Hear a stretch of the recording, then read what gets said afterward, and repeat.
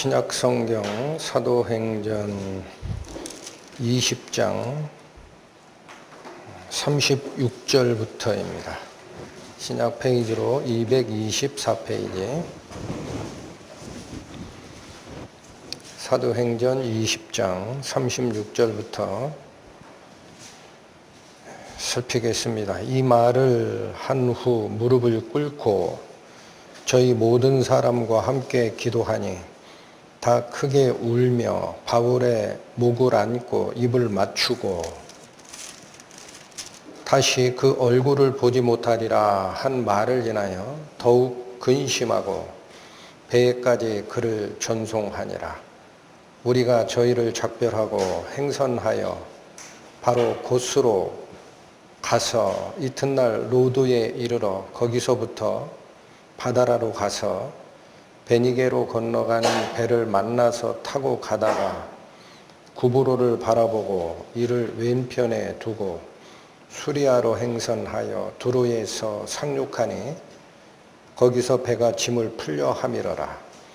제자들을 찾아 거기서 이레를 머물더니 그 제자들이 성령의 감동으로 바울더러 예루살렘에 들어가지 말라 하더라. 이 여러 날을 지난 후 우리가 떠나갈새 저희가 다 그 처자와 함께 성문 밖까지 전송하거늘 우리가 바닷가에서 무릎을 꿇고 기도하고 서로 작별한 후 우리는 배에 오르고 저희는 집으로 돌아가니라. 두로로부터 수로를 다 행하여 돌레마이에 이르러 형제들에게 안부를 묻고 그들과 함께 하루를 있다가 이튿날 떠나 가이사랴에 이르러 7 집사 중 하나인 전도자 빌립의 집에 들어가서 유하니라. 그에게 딸 넷이 있으니 처녀로 예언하는 자라.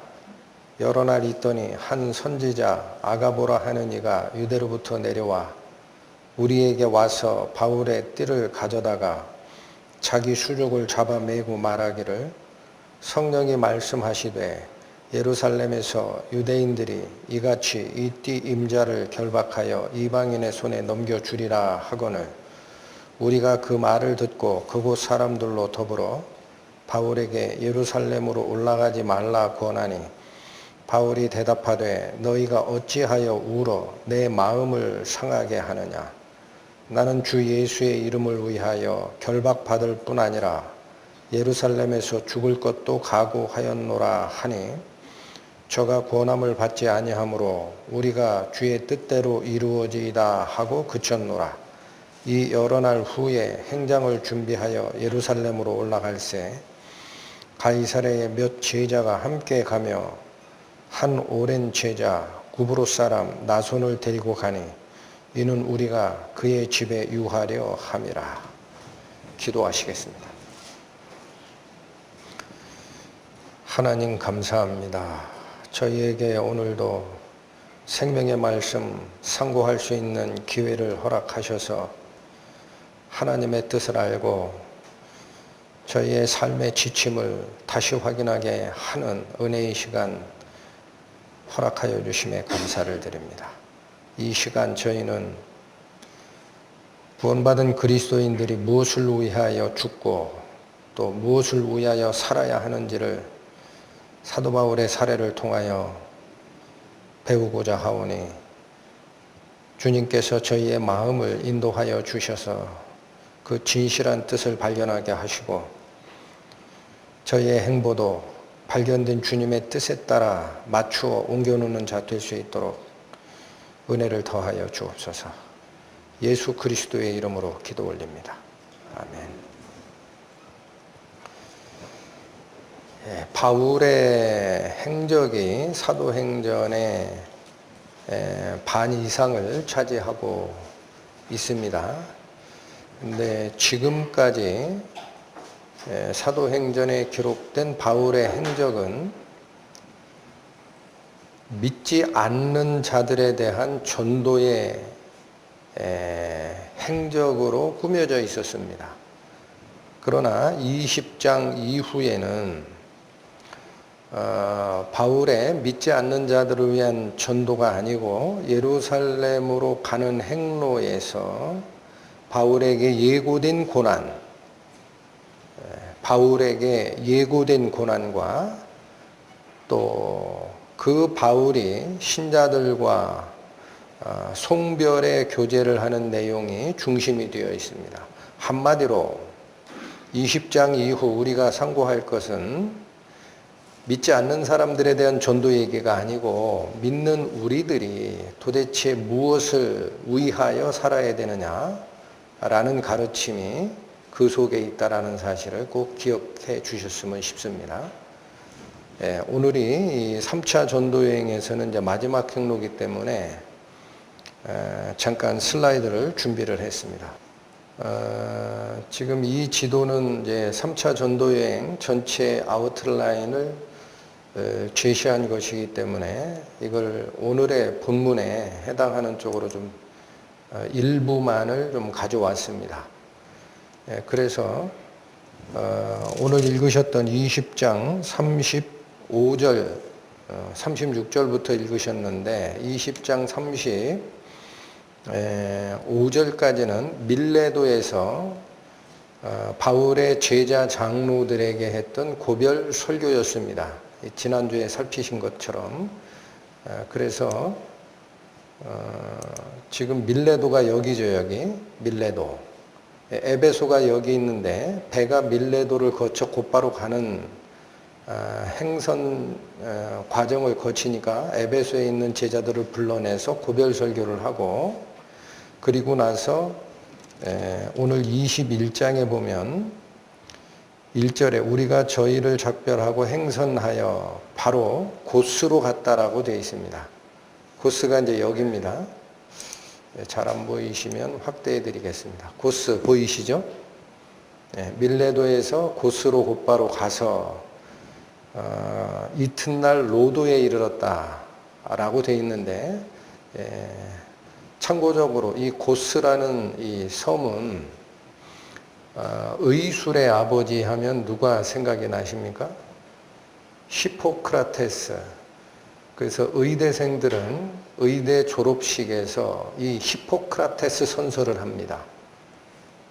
그래서 내가 의사로서의 어떤 윤리를 앞으로 지켜나가겠는가라는 선언문을 읽는 게 히포크라테스 선서인데, 히포크라테스라는 분이 예수님 오시기 전 한 400 몇십 년 전에 살았던 분이에요.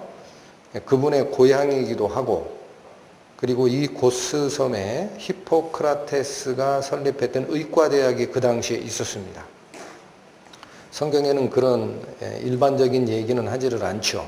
어쨌든 여기를 거쳤다가 그 다음날 로도로 갔다라고 하는데, 이 로도는 그리스 로마 신화에서는 로도스라고 불리는 섬인데, 이 로도스 섬에는 아폴론 신을 상징하는 청동 거상, 신상의 높이만 30m가 넘었다라고 합니다. 그걸 세워놨던 고대 세계 7대 불가사의 중에 하나가 이 아폴로 신상, 거상인데 나중에 지진에 의해서 무너졌어요.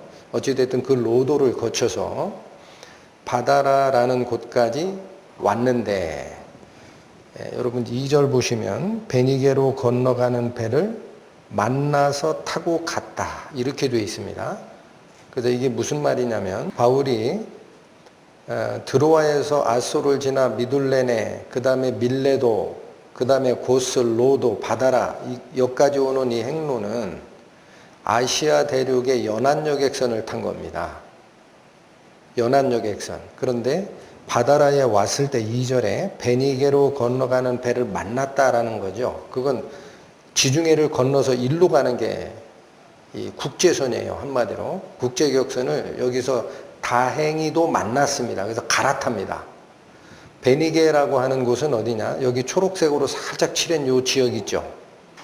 여기가 베니게인데, 역사적으로는 뭐냐면 로마 제국보다 먼저 있었던 지중해 해상무역의 최강자 페니키아 제국을 얘기하는 말입니다. 그래서 이게 두로가 있고 요 위에 시돈이 있는데 여긴 표시를 안 했어요. 요 지역을 일컫는 것이 베니게입니다. 그래서 아시아에서 수리아, 이 지역이 수리아죠. 여기로 건너가는 배를 탔는데 베니게로 건너가는 배라고 얘기를 합니다. 베니게 기억해 주세요. 베니게 그러면 오늘 본문에서는 어디로 가는 것을 얘기하느냐? 두로입니다. 두로. 그래서 그 2절에 이렇게 건너갔다라고 얘기를 하고 3절에 보면 구브로를 바라보고 이를 왼편에 두고 수리아로 행선하였다라고 되어 있죠.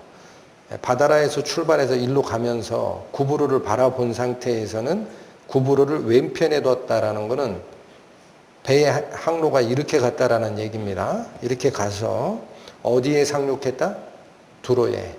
근데 여기 출발할 때 베니게로 가는 배편이다라고 하는데 수리아를 향하여 간다고 하죠. 같은 뜻이에요. 넓은 의미에서는 수리아고 좁은 의미에서는 베니게고 더 자세하게 얘기하면 두로로 상륙했다라는 뜻입니다.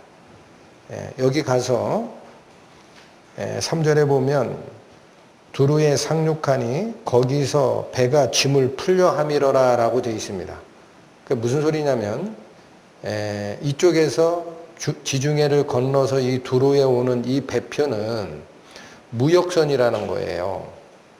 그래서 구약에도 이 두로가 지중해 전체 상권을 잡았던 나라이기 때문에 성경에서 두로의 교만을 얘기하는 구절도 있습니다.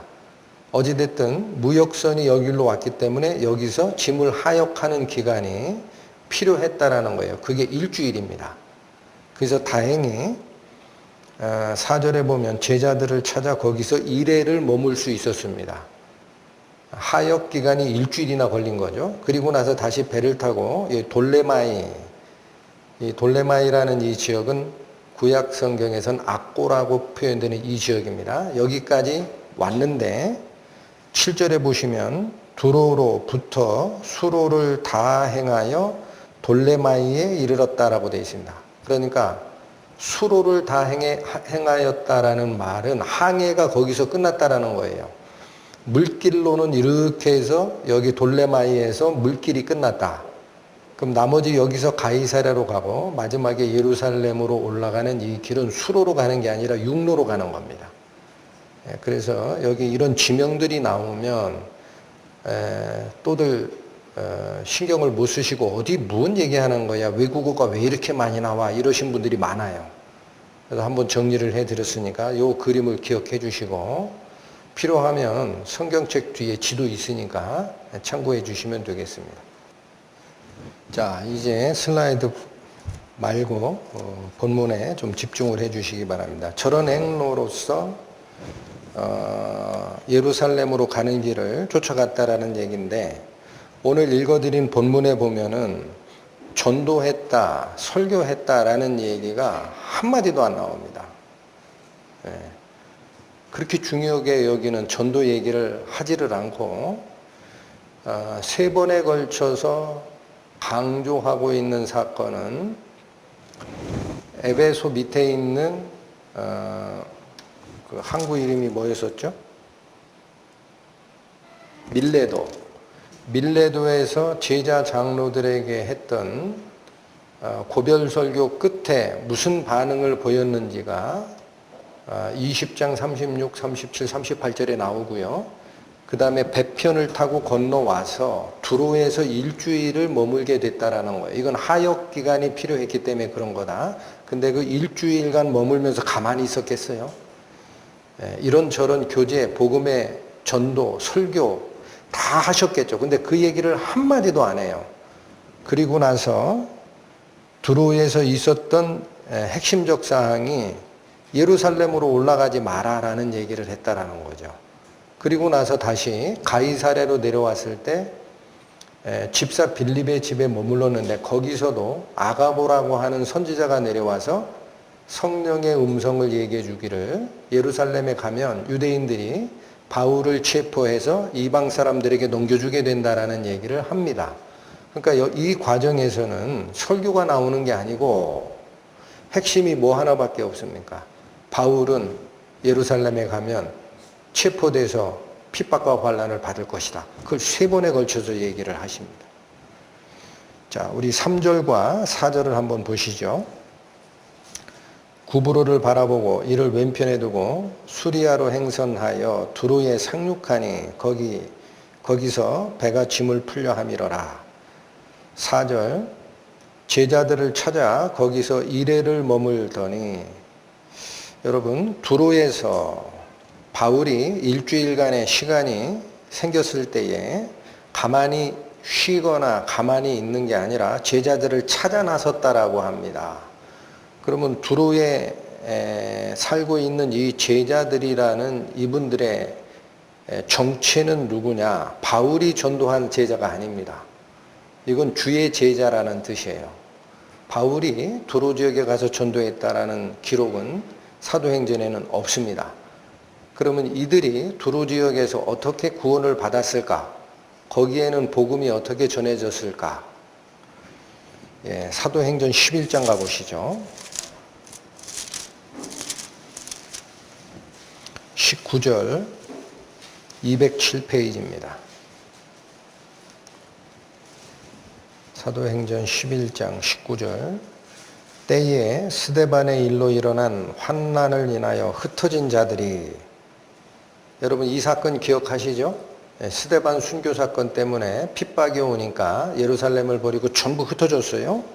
흩어진 자들이 베니게와 구브로와 안디옥까지 이르러 도를 유대인에게 전했다라고 합니다. 처음 나오는 지역이 어디입니까? 베니게. 베니게 기억하시라고 그랬죠. 베니게가 어디가 베니게예요? 페니키아 제국, 오늘 본문에서 얘기하는 두로입니다. 그러니까 스데반의 순교 후 환란을 피해갔던 성도들이 위로 올라가면서 베니게 지역, 즉 두로에 복음을 전했구나. 그럼 그때 구원받은 성도들이었을 것 같다. 그럼 바울은 이들과는 자기가 전도한 제자들이 아닌데 어떻게 일면식도 없는데 찾았을까? 아닙니다. 한 번은 교제를 했습니다. 이번에 15장으로 가세요. 사도행전 15장 3절 213페이지입니다. 저희가 교회의 전송을 받고 베니게와 사마리아로 다녀가며 이방인들의 주께로 돌아온 일을 말하여 형제들을 다 크게 기뻐하더라. 이 3절이 얘기하는 저희가 누굽니까? 이 사도행전 15장은 유대인 중에 구원받았다라는 사람이 안디옥에 와가지고 너희가 예수를 믿고 돌아왔느냐? 그럼 잘했다. 그러나 아브라함에게 준 약속이 있듯이 할례를 받지 아니하면 구원이 없어라고 주장하는 사건 때문에 문제가 생긴 거예요. 그래서 안디옥에서 아무리 그들과 변론을 해도 이게 해결이 안 됩니다. 그래서 어떤 결정을 내립니까? 안디옥 교회 대표자들을 예루살렘에 있는 12사도들에게 보내서 과연 이방인 중에 구원받은 사람이 할례를 받지 않으면 구원 안 받는다라는 이 말이 맞는지를 가서 회의를 통해서 결정하자 하고 내려보내는 모습이죠.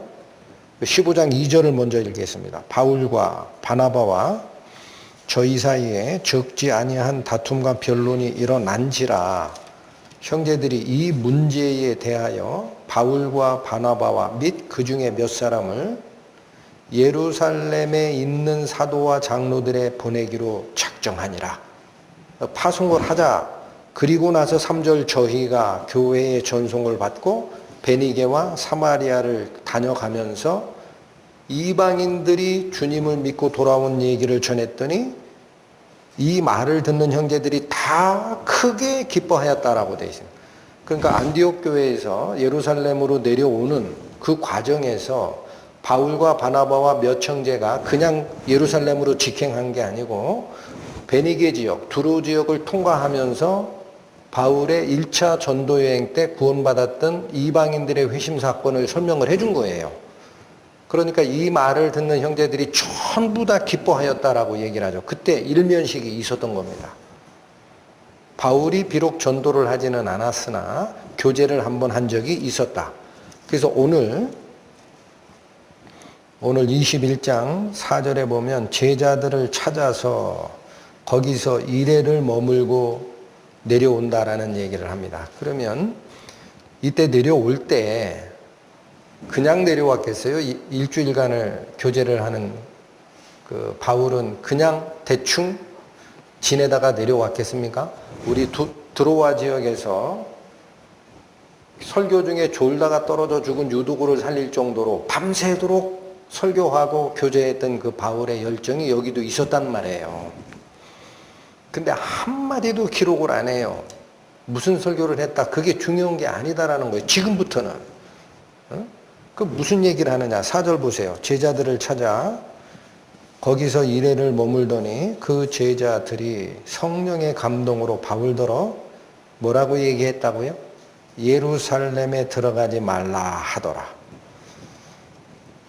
자, 두루 지역에서 일주일 동안 형제들하고 교제한 내용 중에 딱 기록하는 것은 당신 예루살렘 가지 말아야 돼. 성령의 감동으로 그런 얘기를 합니다. 마찬가지입니다. 다시 빌립의 집으로 내려옵니다. 8절 가보세요.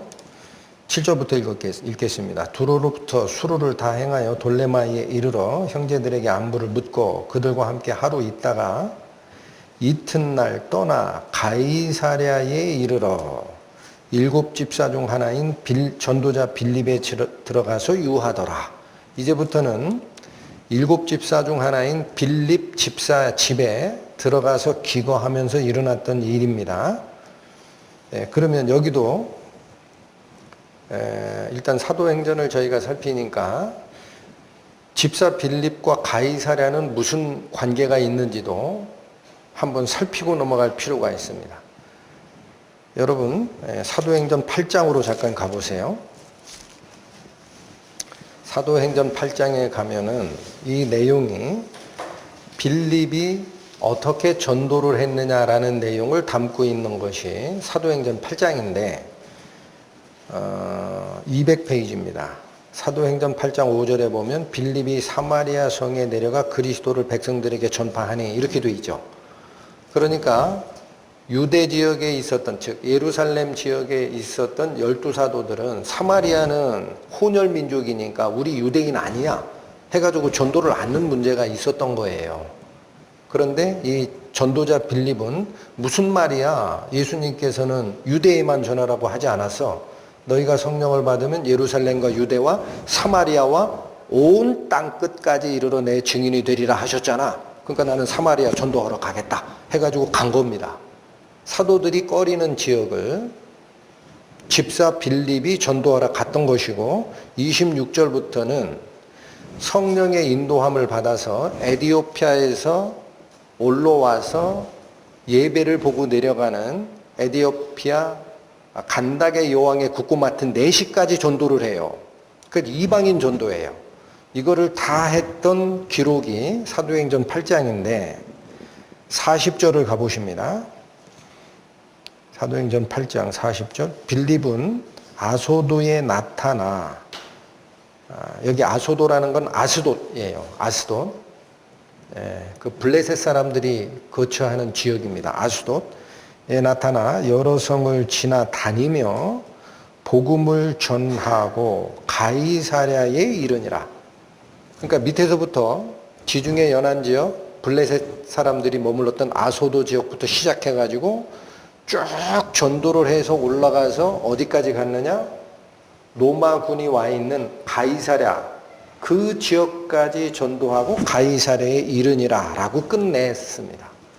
그러니까 그 당시에 거기에 머물러 있던 이 빌립 집사가 오늘 본문인 21장 8절에 보면 전도자 빌립의 집에 바울이 들어갔다 그러죠. 가이사랴 지역인데 그러니까 그때부터 오늘 본문이 기록되는 이 사건의 시기까지는 20년이 이상 지난 때입니다. 그때까지도 가이사랴에 누가 있는 거예요? 전도자 빌립이 터를 잡고 전도의 열을 올리고 있는 겁니다. 그래서 이 전도자 빌립이라는 이분은 성경에는 기록이 여기서 끝납니다. 그런데 초대교회 역사를 뒤집어 올라가면 빌립은 자기 딸들하고 같이 나중에 아시아로 옮겨갑니다. 아시아의 7교회 기억하시죠? 에베소, 서머나, 버가모, 두아디라, 사데, 빌라델피아, 라오디게아. 라오디게아 바로 옆에 히에라폴리스라는 지역이 있어요. 거기서 빌립의 무덤과 빌립의 두 딸의 무덤이 나중에 발견이 됩니다. 그래서 여기 가이사랴에 평생을 산 것은 아니고 언젠지는 모르겠지만 아시아 지역, 소아시아 지역의 히에라폴리스 지역에 가서 전도를 하다가 거기서 여생을 마쳤구나라는 것을 알게 됩니다. 오늘 본문은 어찌됐든 가이사랴에 살고 있는 7 집사 중 하나인 빌립의 집에 들어갔는데 9절 10절 보시죠. 그에게 딸 넷이 있으니 처녀로 예언하는 자였고 10절 여러 날 있더니 한 선지자 아가보라 하는 이가 유대로부터 내려와 11절 우리에게 와서 바울의 띠를 가져다가 자기 수족을 잡아매고 말하기를 성령이 말씀하시되 예루살렘에서 유대인들이 이와 같이 이 띠 임자를 결박하여 이방인의 손에 넘겨주리라. 역시 여러 날 머무르게 됩니다. 그 가이사랴 빌립의 집에 여러 날을 머물렀는데 무슨 전도를 했는지 교제를 했는지 아무 얘기도 안 나와요. 그리고 무슨 얘기만 해요. 빌립의 딸 넷이다 예언하는 자였고 또 한 선지자를 등장시킵니다. 이 선지자 이름이 뭐라? 아가보라. 근데 그 아가보가 구약적 예언의 방식으로 바울이 예루살렘에서 당하는 환난을 아예 몸으로 나타내요. 그래서 바울의 띠를 갖다 자기 다리 묶고 자기 손발 묶고 나서 이 띠 임자가 예루살렘에 가면 유대인들이 이렇게 묶어가지고 이방인에게 넘겨준다. 그 얘기밖에 안 나옵니다. 왜 이 많은 지면을 통해서 이런 얘기가 계속 나오느냐. 여러분, 저는 성경을 읽다가 궁금한 게 있었어요. 뭐냐, 9절에 그에게 딸 넷이 있으니 처녀로 예언하는 자라라고 되어 있죠. 그러면 빌립 집사 집에 머물 때에 예언자인 빌립의 딸 넷 중에 한 사람이든 두 사람이든 똑같이 바울에게 당신 예루살렘에 올라가면 핍박과 환란이 있을 거요 라고 얘기를 해도 될 텐데 그들의 입을 빌리지를 않고 굳이 아가보라는 선지자가 예루살렘에서 다시 왔다라는 거예요. 경고하러 왔다. 빌립 집에 경고하러 왔는데 하면서 아가보의 구체적인 성령의 예언을 왜 아가보를 통해서만 기록을 할까? 여러분 아가보 기억나시나요?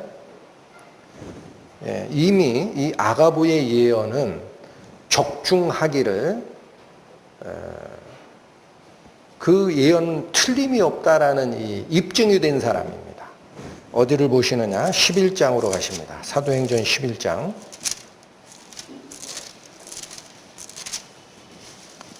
(28절) 그때에 선지자들이 예루살렘에서 안디옥에 이르니 그 중에 아가보라 하는 한 사람이 일어나.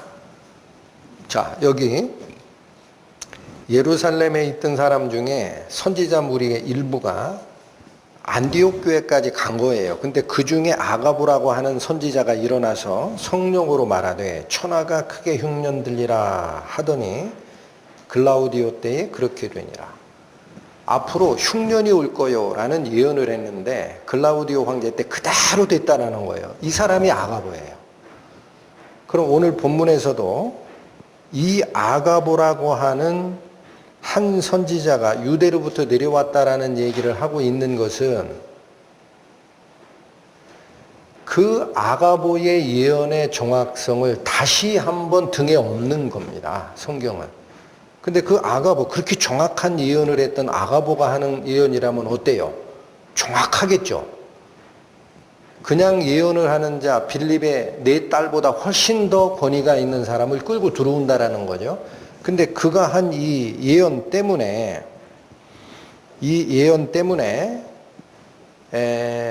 바울을 쫓아가던 그 제자들의 근심이 점점 커지게 됩니다. 여러분 한번 보세요. 11절이 그렇게 예언을 했어요. 했더니 12절 보세요. 우리가 그 말을 듣고 그곳 사람들로 더불어 바울에게 예루살렘에 올라가지 말라 권했다라고 나옵니다. 그럼 여러분, 우리가 성경을 쭉 읽어 나가다가 이 상황의 변화가 잘 캐치가 안 돼요. 어떻게 바뀌어가는지를 잘 모른다고. 그런데 그것만 쭉 쫓아가 보시면 어떻게 변하는지가 나옵니다. 자, 20장 37절과 38절을 보시면 이게 밀레도 지역에서 고별 설교를 하고 떠날 때 모습인데 20장 37절 다 크게 울며 바울의 목을 안고 입을 맞추고 다시 그 얼굴을 보지 못하리라 한 말을 인하여 더욱 근심하고 배웅을 했다라는 거예요. 그 당시 거기 밀레도에서 같이 기도하고 무릎 꿇고 했던 그 제자들이 38절에 보면 어떤 상태가 돼요? 크게 울고 다 근심하는 상태가 됐다라는 거예요. 그런데 21장 4절 두로에서 그 제자들이 성령의 감동으로 얘기한 장면을 보시죠. 21장 4절 제자들을 찾아 거기서 이래를 머물더니 그 제자들이 성령의 감동으로 바울더러 예루살렘에 들어가지 말라 하더라. 이건 누가 한 겁니까? 예언을. 두로 지역에 있는 제자들이 한 겁니다. 근데 보세요. 밀레도에서는 다시는 바울을 못 볼 거다라는 말 때문에 그들이 울고 심히 근심했다라고 되어 있습니다. 그런데 두로 지역에 와서는 그 지역 제자들이 울고 근심한 게 아니고 성령의 감동으로 받았던 그걸 근거로 해서 바울을 막습니다. 막았어요? 안 막았어요? 막았어요. 예루살렘에 올라가지 말라. 바울의 행로를 가면 안 된다라고 막는 사태가 벌어졌다라는 거예요. 그리고 나서 가이사랴 집사 빌립의 집에 온 아가보 선지자가 구체적인 예언을 했을 때는 이 사태가 더 커집니다. 어떻게 커진 거예요? 12절 우리가 그 말을 듣고 그곳 사람들로 더불어 바울에게 예루살렘으로 올라가지 말라라고 권했습니다. 누가 권했습니까? 밀레도 지역에서는 제자들이 근심한 상태였어요. 두로 지역의 제자들은 올라가면 안 됩니다라고 막았습니다. 그런데 집사 빌립의 집에 내려와서 예언을 했던 아가보의 예언을 듣자 이제는 거기 있는 사람들이 반대한 게 아니고 우리까지 반대했다라고 돼 있어요. 12절 다시 보세요. 우리가 그 말을 듣고 그곳 사람들과 합쳐서 바울 올라가면 안 됩니다 라고 얘기했다라는 거예요. 여기 우리가 누굽니까? 사도행전을 기록하고 있는 누가가 그 속에 있다고요. 우리. 누가뿐만 있습니까? 디도도 있고 디모데도 있잖아요. 또 헌금을 걷어서 가는 대표단으로 참여하고 있는 7명의 대표단들이 있잖아요. 이들 전체가 합심한 거예요. 그동안에는 그런 얘기를 안 했어요. 근데 이들이 다 합심해가지고 우리가 그 말을 듣고 그곳 사람들과 같이 더불어서 합심해서 바울 올라가면 안 됩니다 하고 울며 불며 말렸습니다. 이 사태가 점점 커지죠. 느껴지세요? 그걸 강조하느라 복음 설교를 했든 교제 설교를 했든 설교했다는 얘기를 한마디도 안 하는 거예요. 이걸 3번에 걸쳐서 강조를 하고 있다라는 겁니다. 본문에. 그런데 바울은 어떤 반응을 보입니까? 13절. 바울이 대답하되 너희가 어찌하여 울어 내 마음을 상하게 하느냐. 나는 주 예수의 이름을 위하여 결박받을 뿐 아니라 예루살렘에서 죽을 것도 각오하였노라. 자꾸 예루살렘 올라가면 결박된다고 자꾸 예언을 하는데 나는 결박받는 것만 생각하는 게 아니다. 올라가서 예루살렘에서 죽을 것도 각오했다. 제자들의 근심이 점점 커지고 막고 우리까지 합심해서 막고 하는 그 반대의 세력이 점점 커질수록 사도 바울은 뭐라고 얘기합니까? 결박 얘기하지 말라는 거예요. 결박. 난 올라가서 죽을 각오까지 했다. 바울의 반응은 어때요? 각오를 얘기합니다. 각오. 죽을 것도 각오한 상태야. 울어가지고 내 마음 아프게 하지 말어. 이 모습이 어디와 닮지 않았습니까? 바울이 지금 예루살렘으로 올라가는 이 모습이 어디와 닮았느냐? 예수님께서 마지막 십자가에 못 박혀 돌아가시기 위해 예루살렘으로 올라가던 때와 딱 닮아 있습니다. 그걸 강조하는 거예요. 그거랑 닮아 있다. 보십시오. 마태복음 16장. 신약 28페이지로 갑니다. 마태복음 16장 21절에서 22절 읽겠습니다. 이때로부터 예수 그리스도께서 자기가 예루살렘에 올라가 장로들과 대제사장들과 서기관들에게 많은 고난을 받고 죽임을 당하고 제3일에 살아나야 할 것을 제자들에게 비로소 가르치시니, 예수님이 예루살렘에 올라가면 십자가에 죽을 거다라는 것을 이제 가르치기 시작했다라는 거예요. 그랬더니 반응이 어떻게 나옵니까? 22절. 이 베드로가 누구예요? 예수님의 12제자의 대표입니다. 대표. 그 베드로가 예수를 붙들고 간하여 가로되 주여 그리 마옵소서, 이 일이 결코 죽게 미치지 아니하리이다. 절대로 죽으면 안 됩니다 예수님 하고 막죠. 베드로만 막았습니까? 바로 옆에 마태복음 17장 22절 가보십니다. 22절. 갈릴리에 모일 때에 예수께서 제자들에게 이르시되 인자가 장차 사람들의 손에 넘기워 죽임을 당하고 제3일에 살아나리라. 똑같은 얘기를 두 번째 한 거죠. 하시니 제자들이 심히 근심하더라. 다른 제자들도 합심해서 근심했다라는 거예요. 여긴 제자들입니다. 베드로가 아닙니다. 그러면 이 말씀, 제자들이 심히 근심하더라라는 이 말씀은 오늘 본문 사도행전 20장 38절에 그 얼굴을 보지 못하리라 한 말을 인하여 더욱 근심하고라는 단어랑 같은 겁니다. 똑같은 반응을 보였다라는 거예요. 예수님 예루살렘 올라가서 죽을 거야 라고 예언했더니 베드로는 앞에서 나서서 막았고 다른 제자들은 심히 근심했다. 마찬가지 사도 바울이 예루살렘에 올라가서 체포될 거다라는 얘기를 듣고 밀레도에 있던 제자들은 더욱 근심하니라. 이 모습이 똑같죠. 여러분, 이 상태에서 예수님은 어떤 마음을 보이나요? 누가복음 9장으로 갑니다. 108페이지입니다. 누가복음 9장 51절.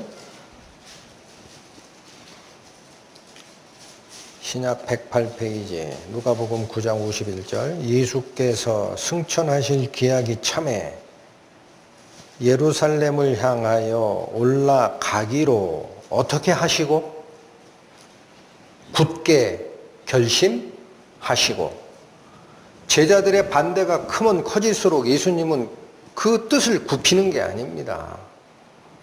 예루살렘에 올라가기를 굳게 결심하시는 상태가 됐다. 그러면 이 말씀은 오늘 본문에서 뭐하고 똑같습니까? 21장 바울의 말입니다. 13절의 끝에 결박받을 뿐 아니라, 여기서부터 읽겠습니다. 나는 주 예수의 이름을 위하여 결박받을 뿐 아니라 예루살렘에서 죽을 것도 어떻게 하였노라? 예수님은 굳게 결심하시고 올라간다. 바울도 각오했다, 이게 죽음을. 성경에서 사용되는 단어들은 그래서 굉장히 조심해야 돼요. 하나님의 감동으로 기록된 성경이기 때문에 이 말이 어디서 들은 것 같다 그러면은 아하, 그걸 떠올리게 하는구나.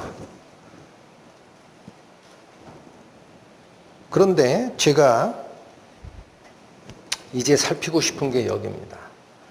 바울이 예수님의 이름을 위하여 죽을 것도 각오하였다라고 선언한 이 말씀. 그렇게 반대를 해대도 예수의 이름을 위하여 죽을 것도 각오하였다라는 이 말씀의 의미가 무엇이며 어디서 그게 나오는 거냐라는 거예요. 그 신앙의 원천이 어디서 나오느냐. 그걸 우리가 알아야 교훈이 있죠. 여러분, 좀 전에 저희가 누가복음에 예수님의 굳게 결심하시고 라는 부분을 봤습니다. 다시 한번 가보십니다.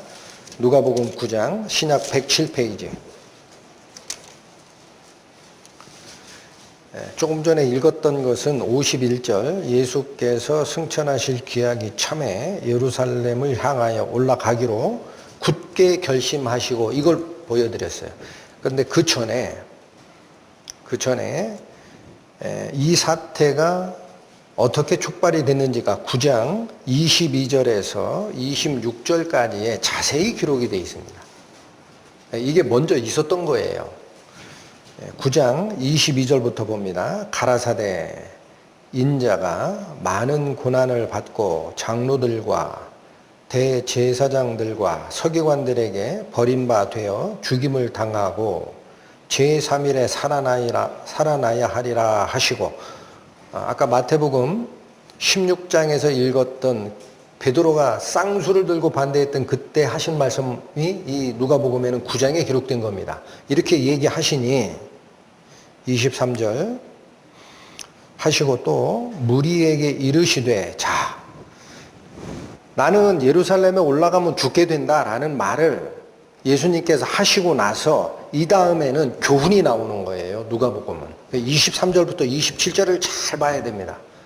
23절 뭐라고 얘기하시죠? 또 무리에게 이르시되 아무든지 나를 따라오려거든 자기를 부인하고 날마다 제 십자가를 지고 나를 좇을 것이니라.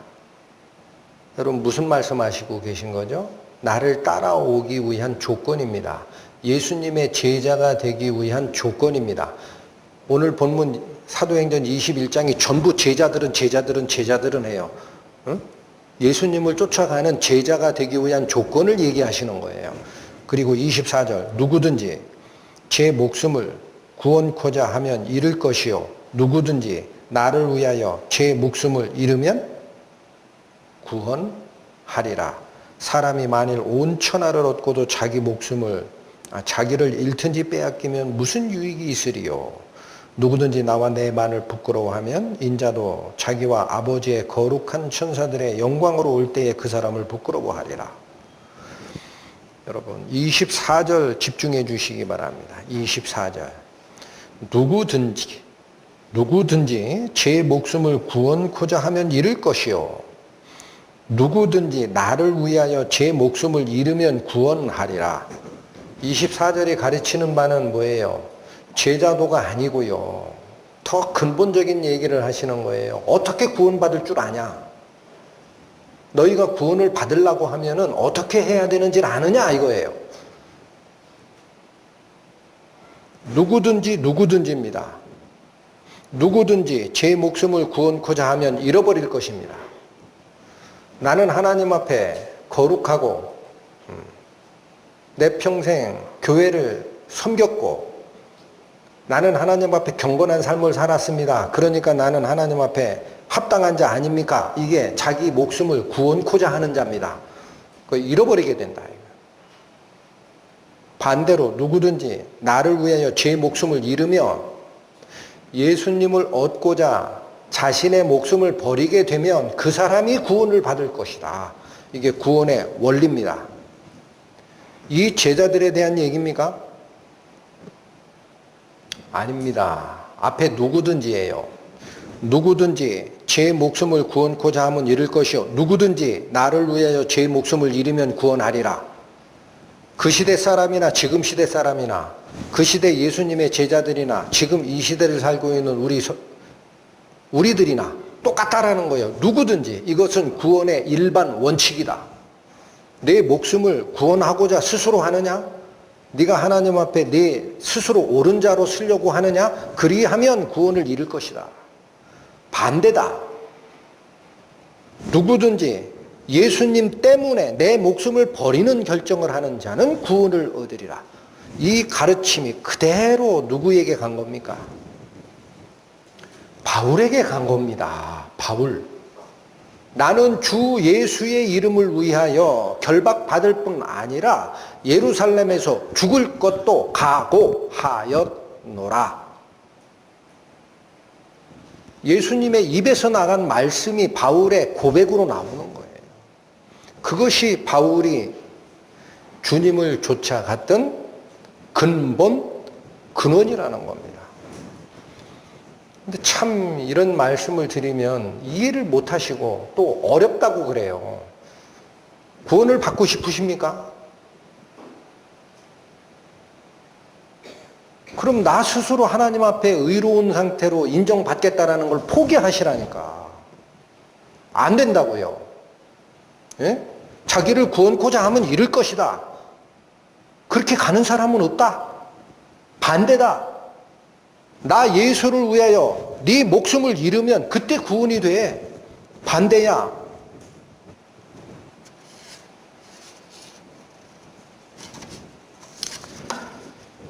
여러분, 오늘은 제가 이걸 뭐 백날 말씀을 드려봐야 감동이 없더라고요. 그래서 한 사례를 좀 찾아서 알려드리겠습니다. 실제 사람이다. 잘 들으십시오. 2차 세계대전이 끝난 1945년 6월의 어느 날이었습니다. 영국의 육군 중령 존 브라운은 그가 그렇게 만나기를 고대하던 여인 주디스를 런던 전철역 1번 출구에서 기다리고 있었습니다. 두 사람은 지금까지 서신을 주고받는 사이였지만 대면하게 되는 것은 이번이 처음이었습니다.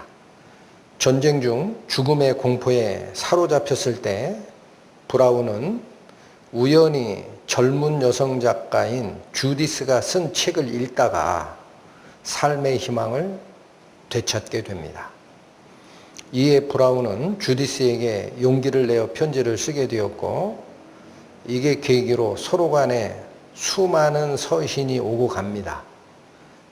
이 서신의 주고받음에 따라 사랑의 감정이 싹튼 브라운은 주디스에게 당신 사진 좀 한번 보내달라 이렇게 요청을 합니다.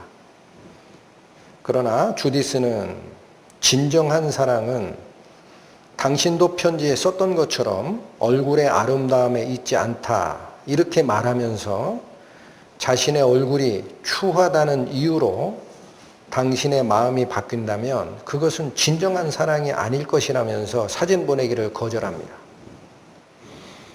대신에 주디스는 전쟁이 끝나면 런던 전철역에서 브라운과 만나기로 약속을 합니다. 브라운은 주디스가 쓴 책을 들고 나오라고 하고 주디스는 자신의 가슴에 붉은 장미를 꽂고 나가겠다라고 약속을 합니다. 다만 선택권은 브라운에게 주겠다라는 겁니다. 그래서 자신을 보고 마음에 들지 않으면 모른 척해도 좋다라고 전제하에 지금 기다리는 시간이 된 거예요. 약속 시간이 되자 금발의 미인이 브라운에게로 걸어왔습니다. 브라운은 넋을 잃고 그녀에게 다가갔지만 그녀는 눈길 한 번도 주지 않고 지나쳐 갔습니다. 순간 브라운은 그녀의 가슴에 장미꽃이 없음을 알아챘습니다. 주디스가 아니라는 거죠. 다음 순간 멀리서 가슴에 장미꽃을 단 여인이 천천히 그를 향해 다가오는 것을 보았습니다. 브라운은 그녀를 보자 머릿속이 백지장처럼 하얗게 되는 것을 느꼈습니다. 그녀는 못생겼을 뿐만 아니라 한쪽 다리를 잃어버렸고 지팡이를 의지하여 그를 향해 힘겹게 걸어오고 있는 것이었기 때문입니다. 브라운은 생각했습니다. 그녀가 자신을 보고 모른 척해도 된다는 것이 이것이었구나. 정말 그녀를 모른 척해야 하나? 아니야. 그녀가 외다리가 된 것은 독일군 때문이야. 서신에서 많은 이야기를 나누었고 그녀의 마음을 사랑했었던 것은 분명하지 않느냐. 이에 브라운은 자신의 양심이 시키는 대로 그녀에게 다가갔습니다. 그리고 이렇게 얘기했습니다. 당신이 주디스시군요. 저는 브라운입니다. 그런데 뜻밖에도 그녀는 자신은 주디스가 아니다. 앞서간 금발의 여인의 부탁을 받고 가슴에 장미꽃을 달고 걸어갈 뿐이다. 이렇게 얘기하면서 그 금발의 여인이 자신에게 말을 어떻게 부탁을 했느냐. 당신의 모습을 보고도 말을 걸어주는 남자가 있다면 내가 지시하는 저 식당으로 그 사람을 모셔오시오. 이것은 실제 실화라고 합니다. 그래서 그 절름발이 여인의 이름이 페니라고 하는데 너무 아름다운 모습을 보고 주인공의 이름은 밝히지 않았답니다. 주인공의 이름은 익명으로 해서 영국 타임즈지에 기고를 했고 그 당시 수많은 사람들이 이 감동적 실화를 읽고 가슴이 따뜻해졌다라는 실제 기록이 있습니다. 여러분, 우리가 찾는 하나님은 눈에 안 보여요. 하나님의 말씀으로만 지금 보고 있다고요. 주디스가 브라운 중령의 그 죽음의 공포를 희망으로 일깨워냈듯이. 그러나 우리는 하나님의 모습을 자꾸 자기가 상상을 합니다. 근데 성경에서 축복의 하나님은 하늘의 복을 주시려고 할 때에 어떤 모습으로 오시는 것 같아요? 하늘의 복을 주시고자 할 때에 하나님은 고생이라는 가면을 쓰고 우리에게 다가오신다라고 합니다. 사랑의 하나님이 당신의 사랑을 우리 사람들에게 알리시려고 오실 때에 근심이라는 가면을 쓰고 다가오신다라고 얘기를 합니다. 모든 것을 주시기를 원하는 은혜의 하나님은 우리가 가진 것을 모두 달라라고 얘기하실 때가 있다라는 거예요. 왜 그래요? 왜 그렇게 하십니까, 하나님이? 오늘 주디스와 존 브라운의 사례에서 주디스가 원했던 것이에요. 우리가 진정 하나님을 원하는지 그걸 알고 싶으시기 때문에. 너희가 진정 살고 싶으냐? 그리하면 내 목숨을 스스로 구원하려고 하지 말라. 내 목숨을 나를 위해 버려라. 그게 하나님의 요구사항 아닙니까? 예레미야 애가 보십니다. 구약성경 1147페이지입니다.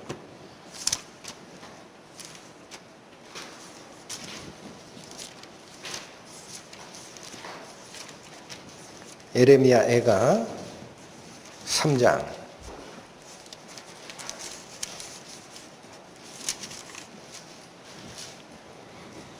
19절 살피겠습니다. 내 고초와 재난 곧 쑥과 담즙을 기억하소서. 내 심령이 그것을 기억하고 낙심이 되오나 중심에 회상한즉 오히려 소망이 있사옴은 여호와의 자비와 긍휼이 무궁하심으로 우리가 진멸되지 아니함이니이다. 32절로 갑니다. 저가 비록 근심케 하시나 그 풍부한 자비대로 긍휼히 여기실 것임이라. 주께서 인생으로 고생하며 근심하게 하심이 본심이 아니시로다. 39절로 갑니다. 살아있는 사람은 자기 죄로 벌을 받나니 어찌 원망하랴. 우리가 스스로 행위를 조사하고 여호와께로 돌아가자. 여러분, 이 에가서가 얘기하는 바가 뭡니까? 우리가 쓸개즙처럼 쓰디쓴 고초를 겪게 되는 것은 자기 죄 때문에 그렇게 산다라는 거예요. 자기 죄 때문에. 39절 뭐라고 얘기하시죠? 살아있는 사람은 자기 죄로 벌을 받나니 어찌 원망하겠느냐. 그러나 쓸개즙이 쓰듯이 그 쓰디쓴 고초를 겪고 있는 자기 잘못이 하나님이 원하는 것은 아니다라는 거예요. 그 자기 잘못으로 벌을 받는 삶을 살게 되더라도 하나님의 뜻은 어디에 있습니까? 40절. 우리가 스스로 행위를 조사하고, 여러분, 먼저 자기가 왜 죄인인지를 확인하는 과정이 선행되어야 합니다. 우리가 먼저 자기 행실을 조사하고 내가 떳떳하게 살았느냐, 하나님 앞에 죄 한 점 없이 살았느냐, 아니냐, 내 속에 나의 이기심을 위해, 내가 존중받기 위해, 내 체면을 세우기 위해 다른 사람 욕하고 비교하고 가능하면 돈을 끌어모으려고 하고 세상 사람들이 살던 것처럼 성공에 집착해서 사는 그런 삶을 살지 않았느냐. 자기 행실을 조사하고 잘못됐구나. 하나님이 이렇게 살라고 하는 게 아닌데 잘못됐구나. 확인이 되면 어떻게 하라고? 여호와께 돌아가라. 우리에게 고난이 주어지는 이유는 딱 하나입니다. 하나님을 발견하려면 고난을 겪어야 되기 때문에 그래요. 이 세상이 달콤하면 어떻게 하나님을 발견하겠어요? 세상 속으로 더 빠지지. 물질 문명이 휘황찬란해지고 사람들의 능력을 자꾸 사게 되면 신은 필요 없다라고 하는 시대가 오는 거 아닙니까? 지금 시대가 그거 아닙니까? 신이 어디 필요 있습니까? 이 물질 문명이 찬란한 시대에 신이 왜 필요해요? 던지게 돼 있거든요. 요한복음으로 다시 가보십니다. 신약성경 163페이지 요한복음 9장 39절 41절까지 읽겠습니다. 다 찾으셨나요? 중요한 말씀이니까 직접 다 찾으시기를 바랍니다. 요한복음 9장 39절 41절까지 살핍니다. 예수께서 가라사대 내가 심판하러 이 세상에 왔으니 보지 못하는 자들은 보게 하고 보는 자들은 소경되게 하려 함이라. 여러분, 예수님의 심판의 원리입니다. 반드시 기억하시기 바랍니다. 예수님의 심판의 원리, 보지 못하는 자는 보게 하고 본다라고 하는 자는 소경되게 하는 게 심판의 원리예요. 하나님을 자비의 하나님, 은혜의 하나님이라고 얘기를 하는데 그것은 공의가 나에게 적용된 후에 오는 하나님의 은혜입니다. 하나님은 공의가 적용되기 전에 은혜를 먼저 베푸시는 하나님 아닙니다. 기억하셔야 됩니다. 그러니까 하나님께서, 예수 그리스도께서 우리를 심판할 때는 내가 스스로 보고 있느냐? 너 분명히 본다라고 하지? 그러면 너는 소경이야. 못 보고 있다 지금. 아닙니다 주님, 저는 아무것도 지금 모르겠어요. 안 보여요. 이거 어떻게 해야 돼요? 그러면 내가 네 눈을 띄워주마. 이게 예수님께서 얘기하시는 심판의 원리라는 거예요. 반대다라는 거예요. 반대. 왜 설교단상에서 구원을 받았나 자꾸 점검하라 그렇게 목청을 높이며, 왜 설교단상에서 자꾸 구약 성경에 기록된 대로 선지자와 제사장들이 내 백성을 상처를 건성건성 치료해주고 평안하다 평안하다 하지만 평안이 없는 상태다라는 경고를 자꾸 왜 얘기합니까?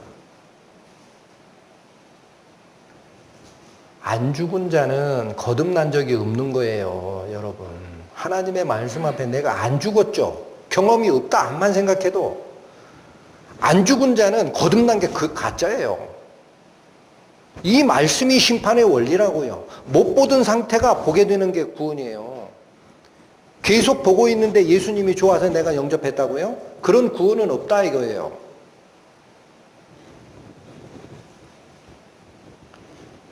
40절 41절 갑니다. 바리새인 중에 예수와 함께 있던 자들이 이 말씀을 듣고 가로되 우리도 소경인가?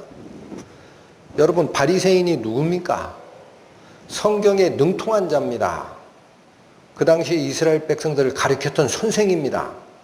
지금 시대로 얘기하면은 유명한 설교단생의 목사였어요. 그런 사람들이 뭐라고 해요? 예수님의 이 말에 그럼 우리도 소경이야? 내가 성경을 암송을 하는데 그걸 내가 성경을 모르는 거야? 나보고 잘못됐다라는 거야? 그럼 우리도 지옥 가는 거야? 물었잖아요. 예수님 답변이 어떻게 나왔습니까? 41절 예수께서 가라사대 너희가 소경되었다면 죄가 없으려니와 본다 하니 너희 죄가 그저 있느니라. 예수님의 선언은 뭐예요? 바리새인 잘 들어라.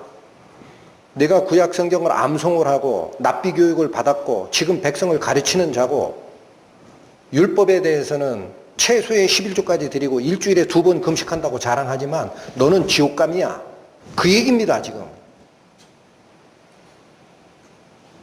그렇지 않아요? 너희가 소경되었다면 죄가 없으려니와 본다고 하니 너희 죄가 그저 네 속에 있구나. 너는 죄사함을 받을 수가 없다. 내가 이렇게 의로운데 하나님 나는 천국 갈 수 있지 않습니까? 너는 지옥이야. 이 말씀이 안 보입니까? 이게 심판의 원리라는 거예요. 내가 죄인인 줄 모르면 의인이 될 수 없습니다. 내가 죽은 사실을 모르면 거듭남도 없습니다. 그게 성경이 선포하는 구원의 원리. 그러니까 예수님께서 뭐라고 말씀하셨어요? 나를 따르려거든 자기 십자가를 지고 따라야 되는데 있잖아 얘들아 내 목숨을 네 스스로 구원하고 싶다라고 하는 사람을 잃어버리게 될 거야. 나 예수를 위해 내 목숨을 잃어버리겠다라는 사람만 구원이 될 거야. 똑같죠? 아니 맹인이 자기가 안 보인다라는 사실을 발견해야 여러분 육체의 눈으로 안 보인다는 얘기를 하는 게 아니에요. 성경이 얘기하는 구원의 원리 모르겠다 이거야. 안 보인다라는 사실을 알아야 내 눈을 열어서 보게 할 수 있는 유명한 의사를 쫓아가지요. 내가 지금 보고 있는데 의사가 왜 필요하고 안 가는 자는 개안수술이고 뭐고 없어요. 그렇게 살다 죽는 거예요. 자기 죄 속에서.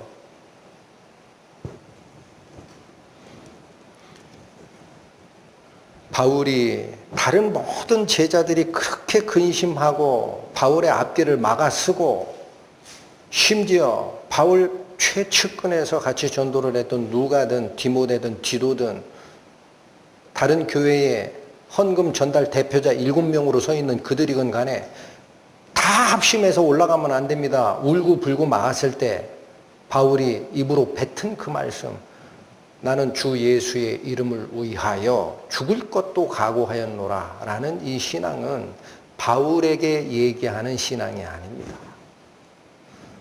우리에게 얘기하는 거예요. 너희 구원이 진짜인지 검증해라. 정말 네가 죽었던 적이 있느냐? 그래야 지금 삶이 진짜 구원받은 것이요. 본문으로 갑니다. 사도행전 21장 14절 봅니다. 저가 구원함을 받지 아니하므로 우리가 주의 뜻대로 이루어지이다 하고 그쳤노라. 아무리 울고불고 해도 성령의 매임을 받아 자기 인생을 헌납했던 바울의 마음은 바뀌지가 않습니다. 그러니 나머지 우리라고 한 이 나머지 이 누가 포함되는 거예요. 누가, 디모데, 디도 7명의 교회 대표자들 우리가 뭐라고 얘기하고 더 이상은 권하지 않았다? 주의 뜻대로 이루어지이다. 저는 오늘 말씀을 상고하면서 하나님이 허락하신 고난을 피하고 싶은 마음에 바울의 행로를 막던 그런 일들을 제자들이 그쳤듯이 나의 일신의 행복 또는 내가 좀 인정받고자 하는 그 이기적인 마음, 그렇게 살던 우리의 가치관과 길을 멈추면 하나님의 뜻이 이루어지게 우리를 인도하실 줄 믿습니다. 기도하고 마치겠습니다.